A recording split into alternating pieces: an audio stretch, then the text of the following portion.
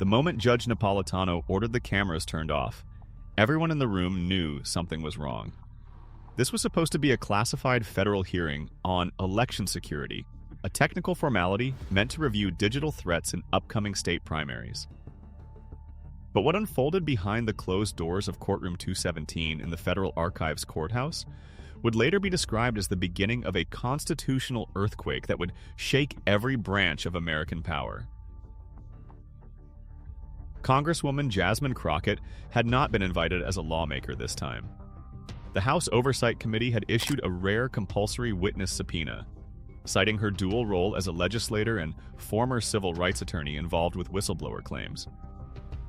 She arrived alone, carrying a heavy black folder, a small leather-bound notepad, and a single USB drive in a plastic bag labeled Exhibit A. DC security processed her in total silence, but the buzz among the federal marshals outside the courtroom was unmistakable. Something big was coming. Sitting on the bench was Judge Andrew Napolitano, once a television legal authority for millions of conservative Americans, now tapped by right-wing leadership and given a second life on the federal bench. Though his path back into power was as murky as the financial disclosures that still hadn't been released publicly. He entered the courtroom at exactly 9 o'clock a.m. sharp, robes immaculate, his gavel landing with a crack that echoed like a pistol shot. This is a closed federal inquiry. All non-essential personnel will vacate immediately. Crockett sat calmly at the long witness table, her almond eyes scanning every inch of the courtroom. The moment was loaded, tense like the faint humidity before a lightning strike. Napolitano looked down at her with that familiar televised scowl. "Congresswoman, you're here today not as a member of the legislature, but as a subject in an ongoing investigation regarding unauthorized access to classified election data and communications with third-party advocacy organizations. Before we proceed, I will remind you that contempt of court is punishable by fine or confinement." Without missing a beat, Crockett laid her folder flat. "Your Honor," she said, voice measured, confident. "Before we begin, I'd like to enter 3 affidavits into the record and 1 recording.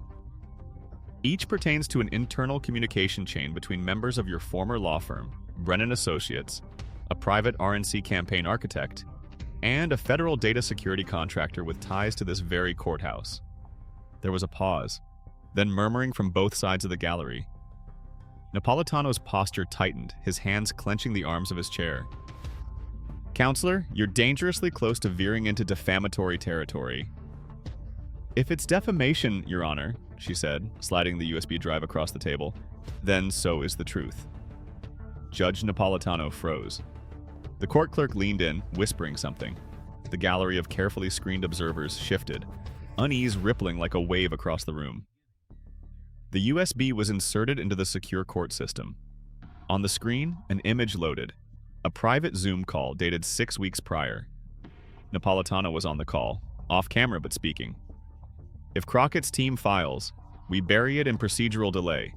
Give it to Lisbon or Caraway. They'll dead docket it, no exposure." The silence was instant and crushing. Napolitano's face went white. This isn't authenticated."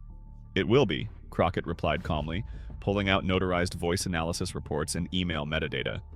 "And if it's not, the forensic audit I commissioned from an independent federal lab will be. Your voice print analysis matches 99.4%. The rest of the conversation includes detailed conversations about rerouting voting infrastructure cases to judges with financial ties to Republican advocacy firms. Shall I continue?" The judge's gavel slammed onto the bench.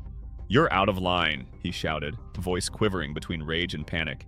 "You are dangerously close to contempt."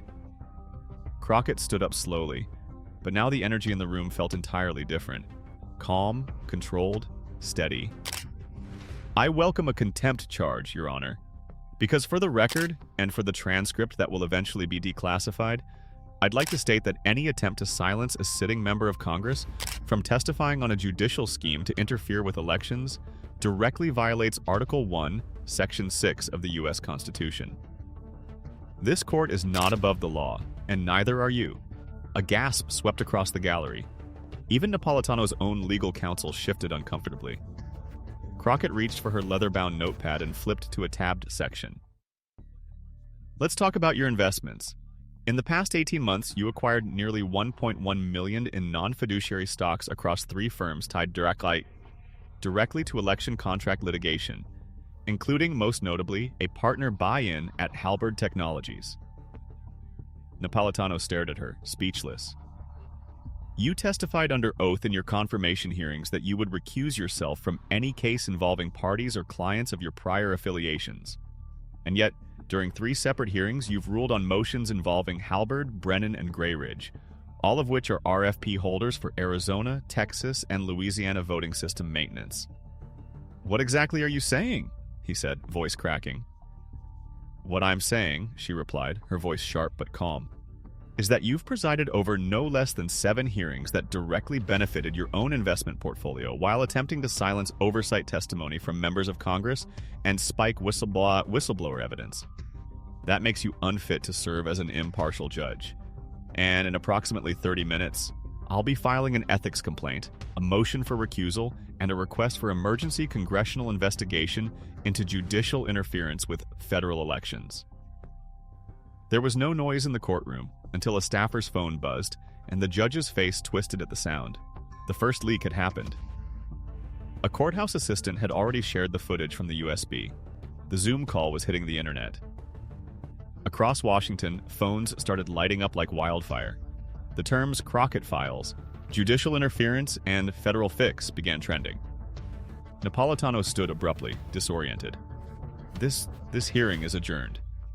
With respect, she said. That's not your call anymore. And with that, Crockett picked up her folder, tucked it under her arm, and walked out of the courtroom, armed with her legal training, the Constitution, and a series of exhibits that would blow the lid off the biggest hidden judicial scandal of a generation. Hours later, the footage would be played in full on every major network in the country. The Department of Justice would open an emergency inquiry.